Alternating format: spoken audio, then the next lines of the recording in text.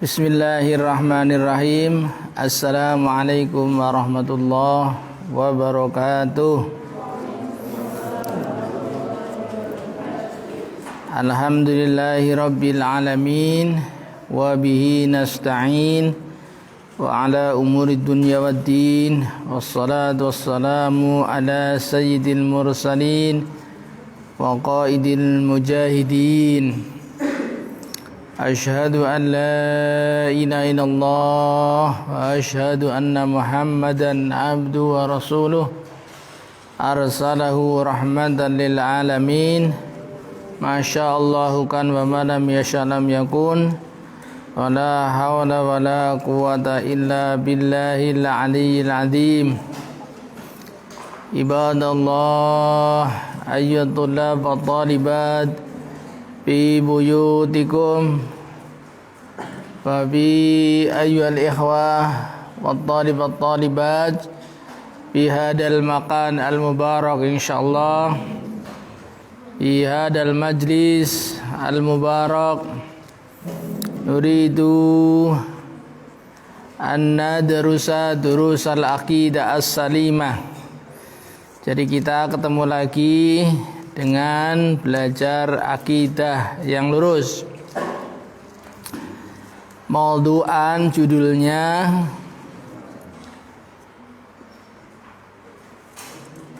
Istimal makna kalimah la ilaha illallah wa taswir asy-syahsiyah al-muwahhidah. Cakupan makna kalimat la ilaha illallah dan potret orang-orang yang bertauhid. Seperti kita ketahui bahwa kita sejak awal, sejak lahir disuruh betul-betul akal kita, jiwa kita semuanya didominasi oleh kalimat la ilaha illallah. Iftahu ala sibyanikum awwala bi kalimatin la ilaha illallah. Ketika kita tidak semangat, dices, distrum dengan kalimat la ilaha illallah, jaddidu imanakum bi kalimati la ilaha illallah. Ketika kita bertemu sama manusia ingin belajar Islam, yang pertama awwala ma tad'uhum syahadatu an la ilaha illallah. Orang itu belajar agar tepat sasaran, maka belajarnya kalimat tauhid. Kita mau memberi bekal orang yang mau perjalanan paling jauh, yaitu di akhirat, maka orang yang mau meninggal ditalqin. Rasulullah dalam hadis Sahih Muslim dalam kitab yang sangat terkenal Bulughul Maram, lakinu mautakum bila ilaha illallah, talqinlah, beri sangulah orang yang mau meninggal dengan kalimat la ilaha illallah, karena satu-satunya bekal yang mencukupi. Lantas satu-satunya makna la ilaha illallah yang menyeluruh, yang bersanad adalah la ilaha illallah la ma'buda bihaqqin illallah. Tidak ada Tuhan yang asli yang berhak disembah kecuali Allah. Ini makna yang mencakup. Tapi makna itu boleh diterjemahkan la malika illallah. Tidak ada raja yang asli kecuali Allah. Raja yang lain KW. Makanya Allah perkenalkan Allah rajanya para raja yang sebenarnya. Dalam surat Al-Imran 26 27, a'udzu billahi minasyaitonir rajim, qulillahumma malikal mulki tu'til mulka man tasha wa tu'izzu man tasha wa tudhillu man tasha biyadikal khair innaka ala kulli syai'in qadir. Tapi kalau terjemahan la ilaha illallah hanya dengan la malika illallah, tidak ada raja yang asli kecuali Allah, tidak cukup. Tapi la ilaha illallah itu salah satu pengertiannya tidak ada raja yang asli kecuali Allah. Semua raja di dunia itu KW. Makanya raja yang paling asli Nabi Sulaiman langsung mengerti orang yang bertauhid. Hada min fadli rabbi. Ini titipan dari Tuhanku. Kerajaan yang luar biasa. Dia bluani, menguji kepada saya. Ashkur, apakah saya bersyukur? Am akbur, ataukah kufur? Ini ciri raja tauhid. Beda dengan raja yang musyrik, yaitu Fir'aun. Faqala ana rabbukumul a'la. Musa, tidak ada Tuhan yang paling tinggi kecuali saya. Sampai-sampai menghinakan Musa, malakum min ilahin ghairi. Musa, saya nggak tahu ada Tuhan selain saya. Ini Tuhan yang congkak, yang KW, yang palsu. Ya. Orang juga boleh menafsiri la ilaha illallah la khaliqa illallah. Tidak ada pencipta yang sebenarnya kecuali Allah. Loh, Kesang pencipta lagu apa? Kesang yang meninggal itu pencipta lagu apa? Bengawan Solo. Loh, itu bukan pencipta. Mulutnya juga yang beri Allah, suaranya yang beri Allah. Jadi dia nggak mencipta, hanya berekspresi dengan suaranya. Ya saya seperti saya berekspresi hari ini. Tuh ada Pak Ustadz, pencipta mobil. Oh bukan pencipta, karetnya dari Allah, besinya dari Allah. Dia hanya mengassembling doang. Jadi kalau pencipta itu hanya Allah. Pencipta itu mengadakan sesuatu yang tadinya nggak ada sama sekali. Ya, Allah khaliq kulli syai'. Allah menciptakan segala sesuatu. La ilaha illallah boleh ditafsiri la mudabbiro illallah. Tidak ada yang memanage, mengatur alam semesta kecuali Allah. Yudabbirul amra minas sama wal ar. Allah yang mengatur seluruh urusan berbagai langit dan bumi. Seandainya ada dua Tuhan, wah bahaya itu. Mau hujan nggak jadi. Tuhan yang satu minta terang, Tuhan yang satu minta gerimis, anaknya Tuhan minta hujan terus. Angel. Makanya tidak ada yang mengatur di alam semesta, termasuk datangnya kita itu yang mengatur Allah Ta'ala. Ya. Banyak orang yang sehat bukan karena kesehatan kita. Oh karena saya sekolah di Ulul Absar Pak Ustadz jadi kesini. Banyak sekolah Ulul Absar nggak datang juga banyak. Yang ngatur Allah. Ya semata-mata karena Allah. Bukan karena kita sekolah di Ulul Absar. Ya. Bukan karena kita sehat. Yang sehat banyak tapi nggak bisa ngaji. Maka kita bersyukur kepada Allah. La raziqa. Boleh ditafsirkan dari Allah la raziqa. Tidak ada pemberi dan penjamin rezeki kecuali Allah. Wa ma min dabatin fil ardi illa 'alallahi rizquha. Tidak ada satu makhluk pun yang melata. Manusia termasuk makhluk melata. Kerbau termasuk. Cecak termasuk. Semua dijamin rezekinya. Gak mungkin ada makhluk yang tidak dijamin rezekinya kecuali orang yang tidak berakidah. Semuanya ada dijamin. Kalau kita sekolah TK, playgroup, SMA, cocok itu loh, nggak pernah sekolah itu dijamin rezekinya. Anaknya cocok sawiyah, itu dijamin juga rezekinya. Ya, artinya apa? Ini penting sekali. Makanya Allah tidak mungkin mencabut kematian kecuali dia rezekinya sudah habis. Ini penting sekali orang beriman ini. Betapa kita itu sangat tenang karena dijamin oleh Allah Ta'ala.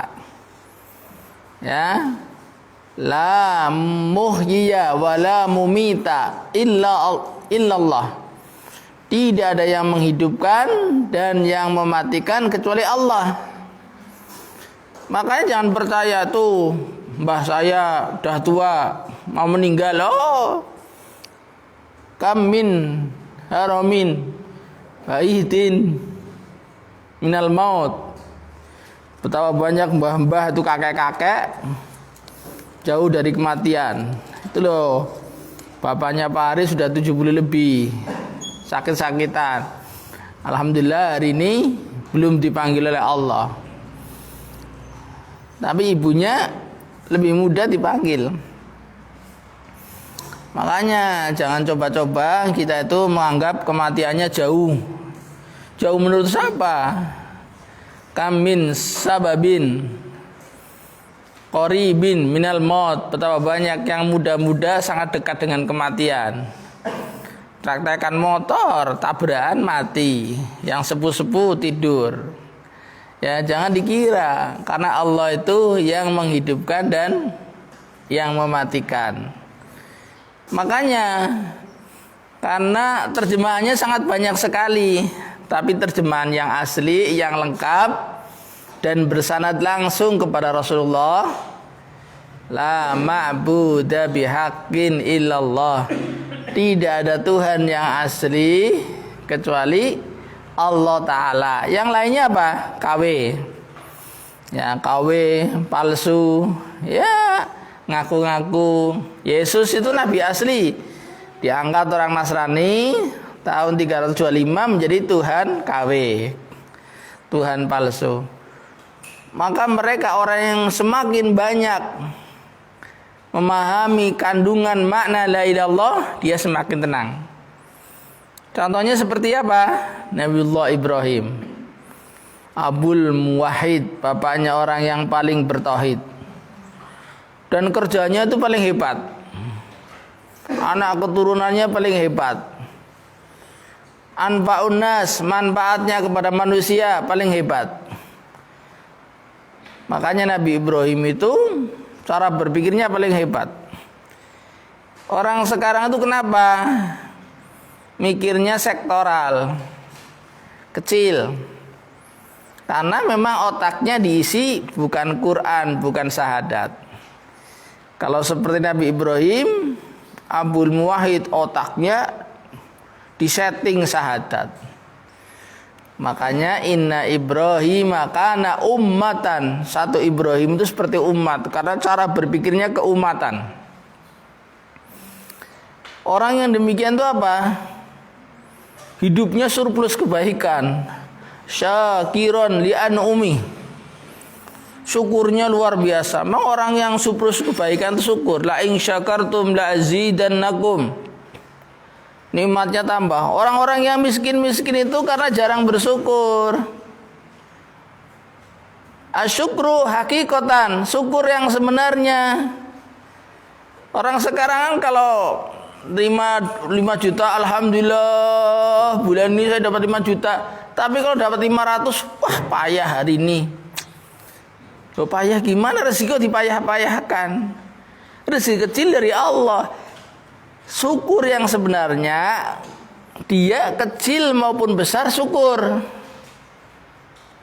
Punya anak kecil TK, dikapratin terus, nggak boleh, disyukuri juga. Yang gendut ngantuk, ya disyukuri juga, ya. Syukur kepada Allah Ta'ala. Jadi rezeki itu, makanya ketika kita itu seandainya yang bergerak itu hanya jantungnya, ekonominya nggak bergerak, kakinya nggak bergerak, tetap aja bersyukur karena itu nikmat yang sangat besar. Nabi Ibrahim itu syukurnya luar biasa. Akhirnya istrinya yang paling cantik, Sarah, Saking cantiknya lewat aja raja kepencut tok. Ya, untung dilindungi Allah Ta'ala. Tapi nggak punya anak. Orang yang nggak punya anak itu rekoso loh. Teman saya itu 25 tahun nggak punya anak. Kalau lihat panti jompo langsung nangis. Ingatnya saya besok sana di panti jompo. Jadi beliau Rabbi habli minas sholihin, minta. Sampai usianya tua sekali nggak punya anak. Akhirnya Sarohnya itu punya pembantu namanya Hajar. Kalau orang Semarangnya bilang, "Mas, kowe nikah wae karo pembantu ki." Ya, itu tuh. Ibrahim orang bersyukur, tawarin nikah ya ora apa-apa walaupun pembantu. Istrinya baik kok. Ya. Loh kita kenapa nggak mau? Ya lamarin nggak ada Pak. Begitu nikah, langsung penantian yang sangat lama seorang anak lahir. Ini ujian yang paling besar beliau. Maka beliau itu hidupnya paling sesuai dengan syair yang saya tulis. Makanya kemarin ada seorang pengusaha mengeluh, ujiannya, malah kamu ujiannya baru 1 meter. Tarju an-najata falam tasluk masalikaha. Inna sapinata la tajri alal yabas. Kata orang Jawa, wong nikah itu sudah masuk bahtera kehidupan. Bahtera ya di laut dong. Kamu baru 1 meter, masih ada 12 meter seterusnya. Jadi kalau orang sudah nikah itu begitulah, ya. Jadi yang belum nikah yang nggak ngerasakan, ya. Ujiannya gitu. Lah beliau ujian pertama gelombangnya tinggi sekali. Ini gambaran orang yang bertauhid. Baru lahir bahagia, gelombangnya turun. Diuji lagi oleh Allah, Ibrahim, kamu sana hijrah. Anak istrinya bahkan diusir. Sebagian riwayat mengatakan diusir Saroh, istrinya. Jadi setelah pembantunya punya anak, dia cemburu. Tadinya suruh nikah. Ini perempuan memang biasanya begitu. Setelah punya anak malah cemburu, diusir. Disuruh Allah hijrah. Hijrahnya kemana? Ke Mekah sana. Sampai-sampai doanya yang menyebabkan meneteskan air mata. Rabbana inni askantu min dzurriyyati biwadin ghairi dzi zar'in. Ya Allah, kenapa saya harus pindah anak keturunan saya itu di lembah yang nggak ada air, nggak ada tumbuhannya? Di Mekah, panasnya luar biasa, padang pasir, nggak ada tumbuhannya, airnya nggak ada. Baru sudah sampai, diuji lagi, ombaknya tinggi lagi. Ini ciri orang bertauhid. Suruh hijrah ke Palestina. Waktu mau hijrah, ya Allah, suasananya syahdu sekali. Ya kalau hijrahnya kayak orang Indonesia, baru lihat lewat dinding nggak kelihatan. Sampai Nabi Ibrahim 1 titik itu jalan masih kelihatan. Makanya Hajar itu menangis tanya, Mas kok ninggalkan saya, disuruh Allah ya? Ya, kalau begitu dia siap ditinggalkan. Nah ini seorang istri yang hebat banget loh. Padahal nggak meninggalkan makanan dan macam-macam. Bagaimana makanan, tempatnya aja nggak ada air. Airnya berkalanya habis dan air susunya juga habis. Makanya suara Ismail menangis terus. Ya wajar. Ya. Royan kadang-kadang menangis padahal sudah nggak minum air susu dan ya. Dan Ismail masih. Makanya ada nasidnya, ketika Ismail masih kecil mungil, Siti Hajar lari-lari ke sana kemari, dari Bukit Sofa sampai Bukit Marwah, hampir putus asa karena lapar dahaga, mencobanya 7 kali. Nih orang-orang bertauhid itu keturunannya begitu, mengajarkan. Biasanya itu perempuan baru nyoba ping telu aja wis gagahan, aku nyoba loh 7 kali loh, dan terjal sekali. Sofa Marwah itu perjalanannya seperti perjalanan situ, enggak seperti Setiabudi, bukan. Ngeri sekali. Tapi karena ikhtiarnya luar biasa, tawakal ala Allah, Allah nurunkan malaikat Jibril, dibukalah air namanya Zam-Zam. Makanya Zambi, air yang Zambi itu air yang berkumpul nggak pernah habis sampai hari kiamat. Bukan ijtima, ya ijtima itu kumpul tapi habis ya. Ini Zam-Zam. Akhirnya beliau itu hampir 11 tahun kalau dalam tafsir itu, meninggalkan Ismail kecil. Tapi begitu pulang, falamma balagha ma'u sa'ya ya bunayya inni ara fil manam anni adbahuk. 11 tahun anaknya sudah bisa angon kambing, Ismail. Tiba-tiba malamnya, aku mimpi suruh beleh engkau. Wah, makanya itu kan ada ya, dilestarikan menjadi lempar jumroh. Karena waktu Ibrahim gitu, setan itu nari-nari, ngompori hajar. Nah, itu simbolnya melemparkan batu-batu, ya, lempar jumroh. Ya, baik jumroh Aqobah maupun jumroh ula. Ya. Tapi ini luar biasa, ujian yang luar biasa.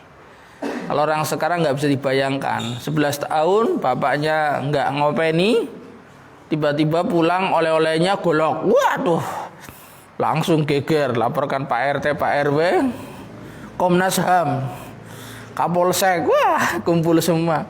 Ini orang apa nih? Ya. Tapi anaknya itu memang orang yang hebat, tidak tepuk sebelah tangan. Waktu mimpi dapat wahyu, ngomong, ya, bagaimana pendapatmu Il? Gitu.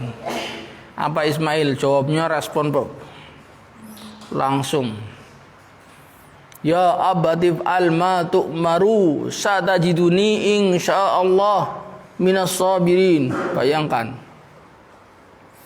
mau disembelih tapi bahagia sekali. Segera lakukan bapakku, kalau itu perintah Allah pasti akan mendapati saya sabar. Di dalam tafsir Qurtubi sampai-sampai Ismail itu semangat, saking semangatnya bapaknya membelih dia. Bapaknya itu dibingkis ininya. Jadi sampai biar bapaknya semangat kalian beleh. Digambarkan ketika goloknya nempel sini ditekan, baru mau potong ganti kibas. Ini orang yang bertauhid mengerti, Rabbana ma khalaqta hadza batila. Tidak ada perintah Allah yang sia-sia, pasti kebaikan. Ini yang Yahudi nggak terima. Dikiranya ada bagian syariat yang jelek. Namanya khalifah, khilafah, apa saja itu syariat ya pasti baik. Otak kita jangan di brainwashing sama usul fikri Yahudi Nasrani.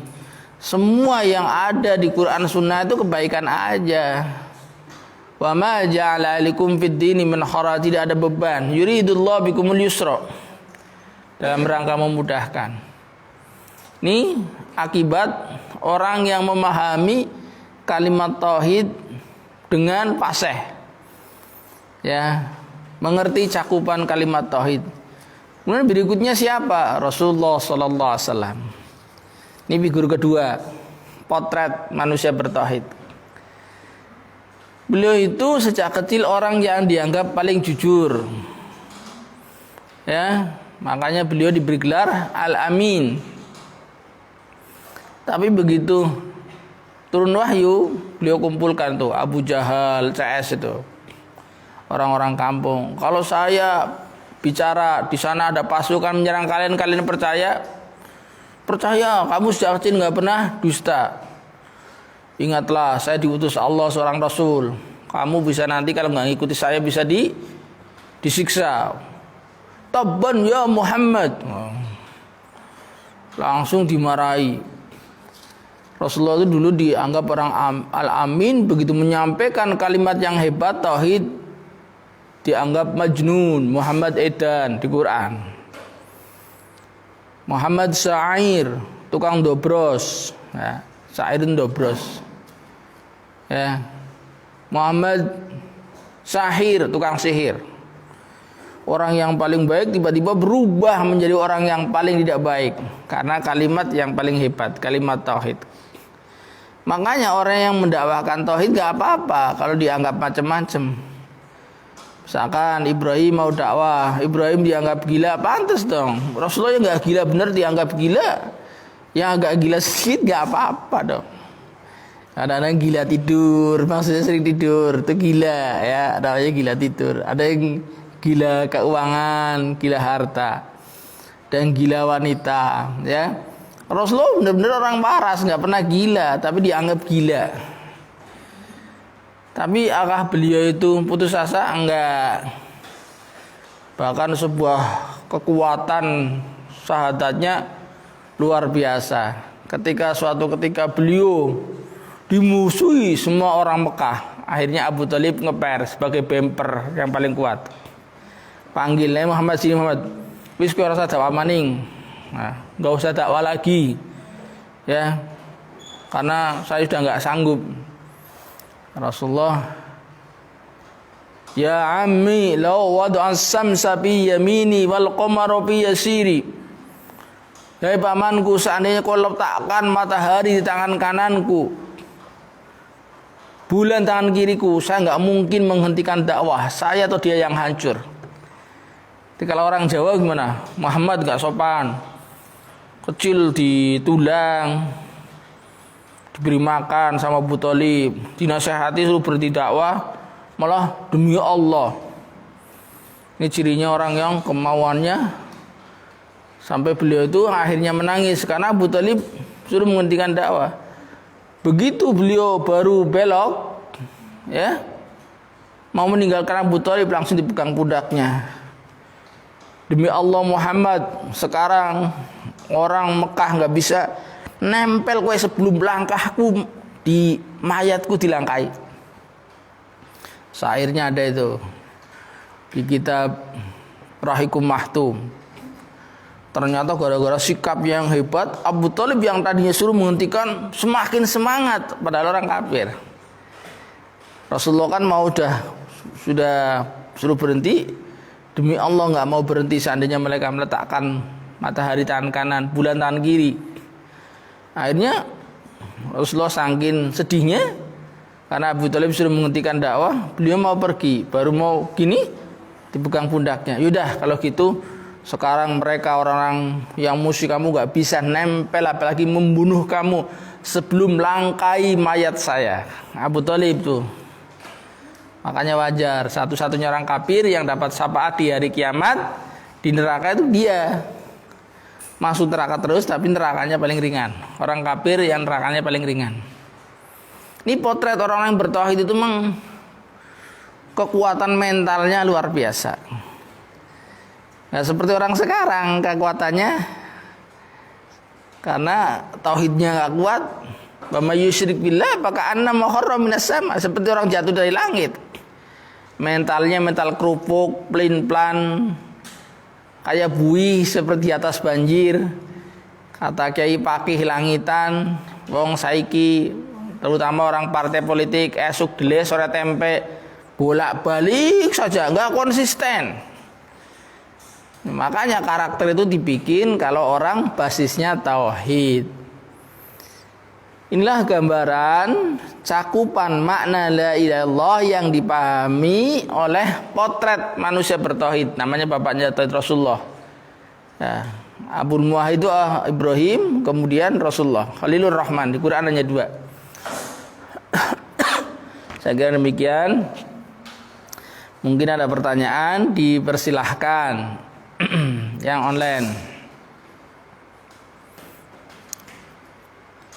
yang langsung juga nggak apa-apa. Atina juga sini, Atina nggak di rumah. Nanti.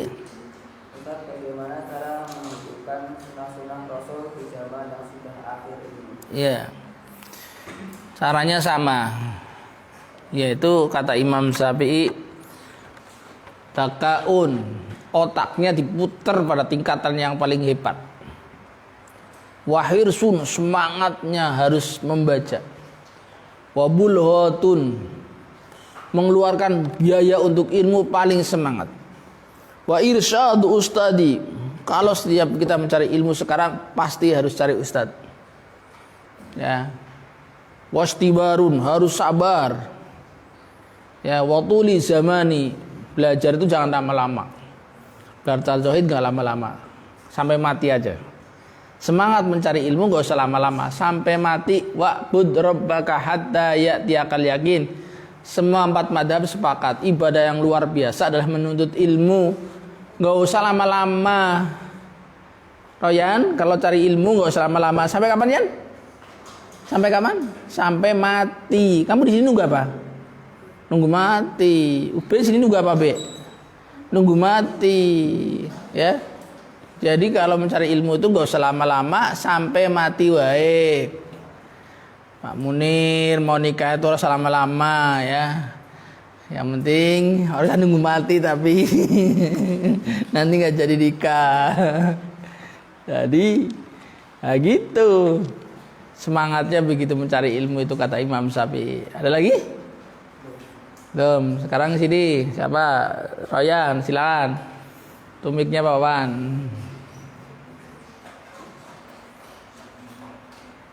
Yang buat pertanyaan siapa? Yan? Ibu apa Pak Cahyo? Yang buat pertanyaan sendiri. Ya hebat. Silakan.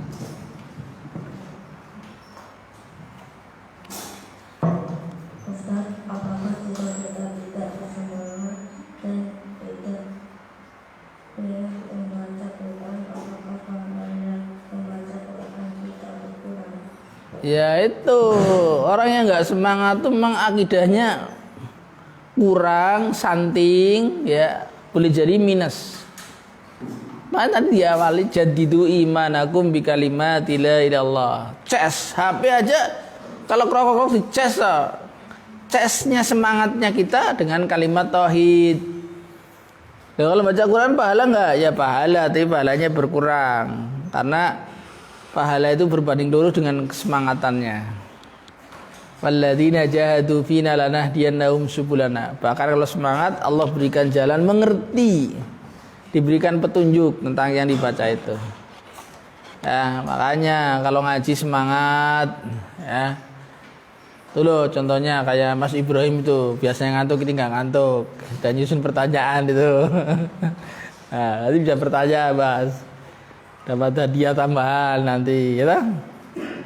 Iya, baik, pertanyaan bagus, berarti tetap dapat pahala tapi beda karena ciri orang Islam itu manjadda wajada, jiddiyah, serius, semangat. Karena hidup itu hanya sekali. Hidup itu di dunia itu bukan tempat tinggal, tempat yang akan ditinggal. Dunia sementara, akhirat selamanya. Makanya jangan sampai sebentar aja nggak semangat, sebentar sampai mati aja gitu. Baik, ada lagi? Ya, nada. Nah. Baik, Pak Kebik, ya. Pakai mic boleh dah.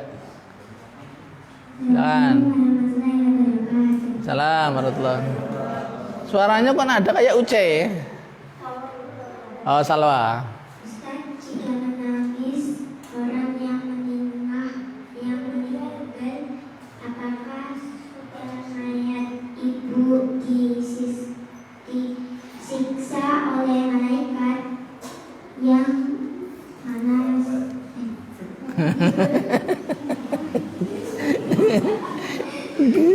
Kesalahan ada pada tulisan bertanya ya, itu namanya niyahah. Dalam hadis sahih itu ada niyahah. Niyahah itu orang yang menangis lebih dari 3 hari, namanya meratap. Ciri niyahah itu menangisnya lebih dari 3 hari, menyebabkan si mayat disiksa. Atau menangis dengan cara mukul-mukul pipi, itu namanya niyahah. Atau menangis dengan cara merobek-robek baju. Atau kalau punya rambutnya panjang digini, di apa namanya, rambutnya di adul-adul itu. Jadi ciri niyaha namanya, ratapan. Nangis lebih 3 hari, nangis sambil mukul pipi. Bagaimana Ustadz kalau nangis sambil mukul rebana? Orang stres itu.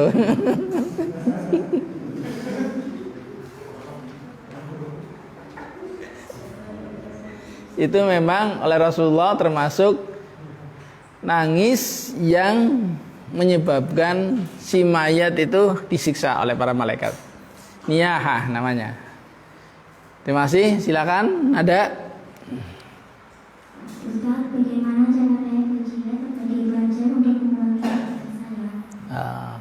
Cara berjihadnya pelajar anta ta'alla umuruddin. Belajar agama yang asli, yang semangatnya asli. Semangat asli semangatnya Rasulullah, semangatnya para sahabat. Ya, kalau belajar itu paling semangat, ya. Kamu kalau ada diberi makan sate kambing muda semangat enggak? Nah, itu lebih semangat belajar, ya.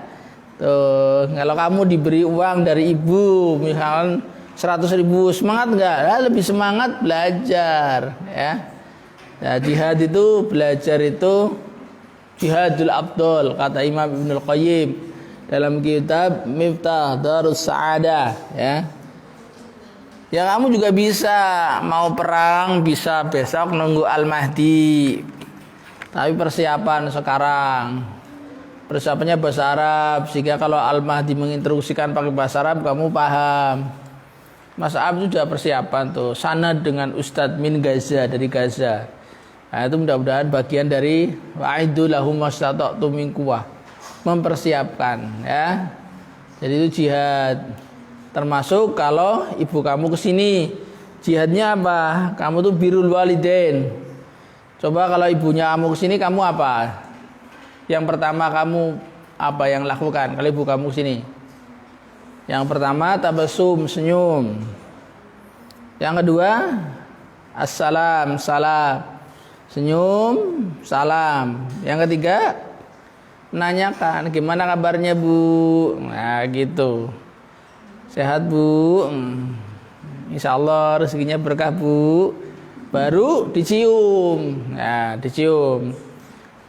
Minta uang boleh nomor 1.600. Terakhir nomor 1.600 baru minta uang, ya. Jadi kalau ada ibunya senyum, ya. Salam, ditanyakan kabarnya, ya, ya, diciumi ibunya, terutama tangannya pertama dicium. Ya, itu bagian dari jihad, ya, jihad kepada orang tua begitu. Ada lagi? Ya, silakan. Eca. Assalamualaikum warahmatullahi wabarakatuh. Waalaikumsalam warahmatullahi wabarakatuh. Bacanya sudah lancar tak? Bacanya sudah lancar. Nah.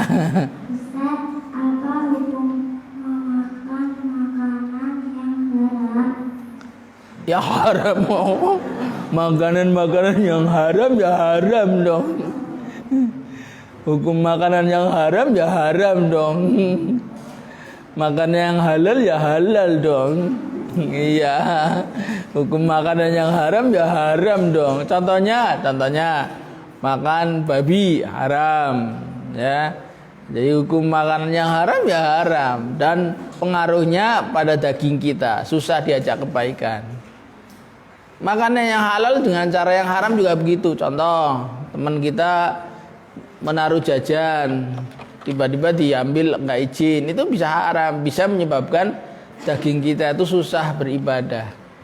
Kullu lahmin nabata min suhtin fanar aula bihi. Setiap daging yang tumbuh dari perkara yang haram, maka dagingnya senangnya ke neraka. Makanya orang-orang yang mau belajar malas itu boleh jadi itu. Mungkin dia ngutil makannya adiknya, kakaknya. Nah, boleh jadi.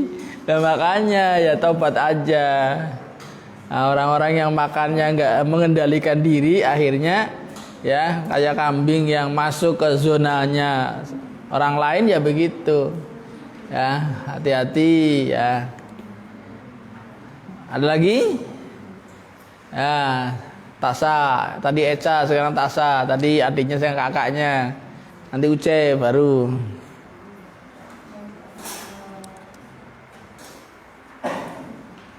Assalamualaikum warahmatullahi wabarakatuh. Salam warahmatullahi wabarakatuh. Ustaz, ada dua pertanyaan. Ya. Yang satu, apakah Dajjal sudah hidup hari ini Ustaz? Lalu di manakah Dajjal sekarang? Ya. Yang kedua, siapakah sebenarnya Ya'juj dan Ma'juj itu? Ya. Dajjal sudah hidup. Ya.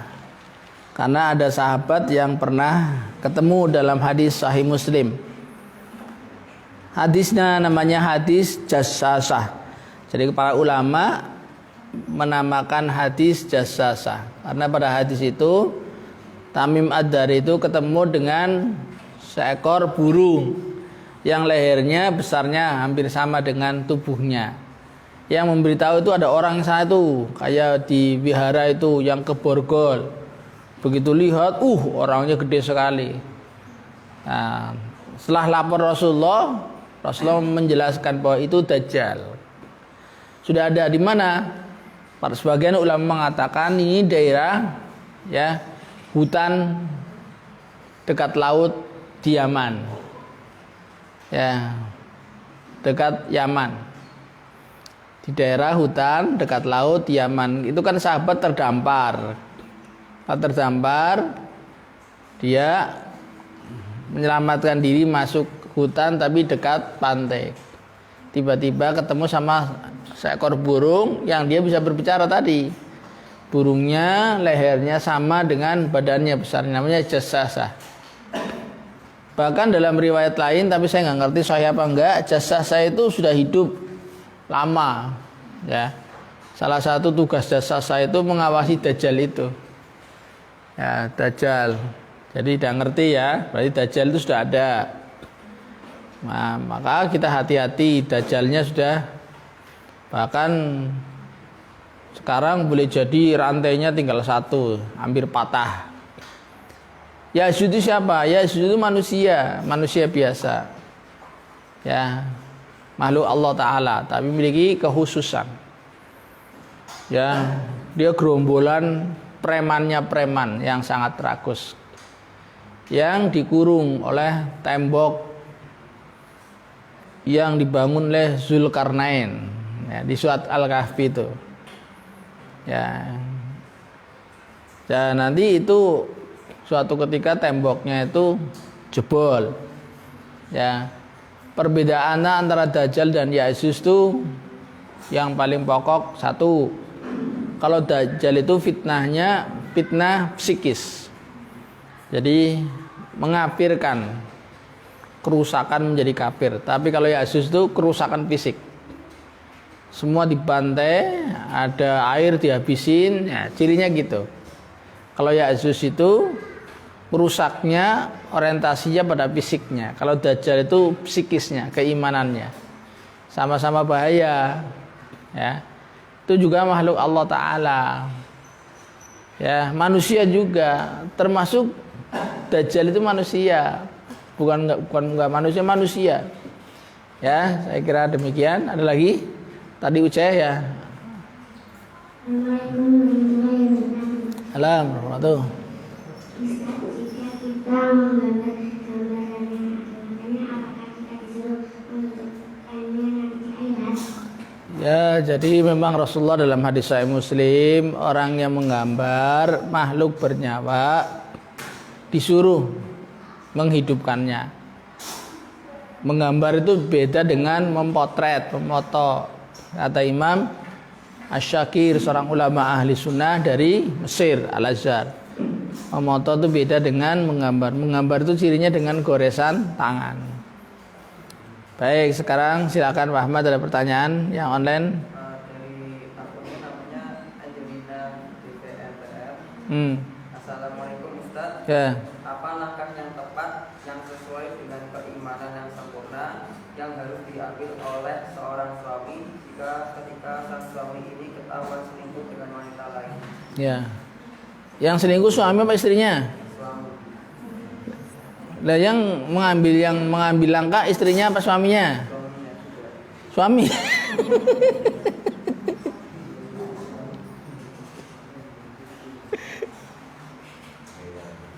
Di sini Gitu. Jadi dia suami menghadapi suami yang selingkuh. Yang kalau dia suami caranya gampang. Suami itu harus membaca Quran. Panggihu ma tobalakum minan nisa masna wa thulatsa ruba. Maka segera dia izin istrinya, izin ibu bapaknya, aku mau nikah daripada selingkuh ya. Kalau mau selingkuh lagi, izin lagi nikah. Sampai 4 aja, jangan banyak-banyak. Ini kalau suami. Apalagi gitu ini keimanannya. Jadi suami yang jujur itu begitu. Dia kok tertarik sama perempuan. Duh, perempuannya berarti kan zina. Izin, dia nikah. Karena memang keran syariahnya begitu. Itu memang khusus bagi orang-orang yang memiliki sifat semacam itu diberi jalannya. Ya, kok mau selingkuh lagi ya suami yang imannya kuat ya gitu ya gitu. Bukan dia ngompreng kemana-mana ya. Apalagi belum punya suami, belum punya istri dah. Pacaran wani-waninya lah itu bangetan itu. Pemuda yang sangat bangetan itu sudah belum punya istri, pacaran, ya langsung aja nikah dong. Itu kan pintu rezeki yang paling gede. Jadi pintu rezeki itu dibuka dengan cara menikah. Setiap orang yang menikah, semua ulama sepakat 4 madhab. Salah satu pintu yang sangat besar mendatangkan rezeki adalah pernikahan. Makanya orang yang takut nikah yang miskin terus wajar ya. Itu dengan keimanan. Dari Pak Ahmad? Dah, nggak ada pertanyaan, kita tutup aja. Ya, kita tutup. Lo kamu bertanya, pakai tangan kanan toh ngacungnya. Bertanya ya silakan. Salam warahmatullahi. Harus apa? Harus menghormati teman. Wajib, bukan harus, wajib. Wajib menghormati teman. Siapapun teman kita wajib dihormati. Bukan harus, wajib. Seorang muslim wajib menghormati teman, apalagi orang tua dan guru. Itu super wajib, ya. Saya kira demikian. Sampai sini aja. Waktunya udah hampir habis. Subhanakallahumma wa bihamdika asyhadu an la ilaha illa anta astaghfiruka wa atubu ilaik. Assalamualaikum warahmatullahi wabarakatuh.